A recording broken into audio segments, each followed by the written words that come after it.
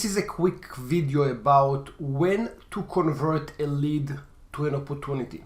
And this question being raised again by my students. So I thought instead of answering it 100 times, just create a video about it. So if we're going to any type of a lead, you will be able to convert the lead to a contact, account, and a deal. A contact will be a person, will be someone, a real human that you are going to connect with, and that's a contact. The account will be the company that these persons work at. For example, LG will employ multiple people. Some of them will be in contact with me. So the account will be LG, while the contact will be Jim and Jeff. Jim will be my direct contact for the deal, and Jeff will be in the billing. Now, some people ask, what if there is no company? If there is no company, just create the account as the family name.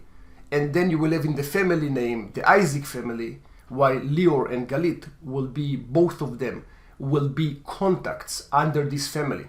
But you do want to keep this structure because the account will be an aggregator of all the family members or the employees of the company. The deal will be the stages of the deal, which means whenever you go to the deal, you will have multiple stages and eventually you will have close won, close lost. The main reason that you do want to have the deal cycle is that you want to keep track of what's going on with the deal. And of course, later on, you will use all this data to analyze when your deals are failing, why they are failing, which statuses deals are tending to get stuck, so you can improve your business. Without those reports, you will be part of the 94% of those businesses that disappear. Okay, so you do need this data. The conversion point between the lead and the deal, from my opinion, will take place whenever the lead is mature, whenever the lead understands your services, the pricing structure, the terms, and only then, if he says, you know what, sounds interesting, he did not say yes, he did not give you the credit card.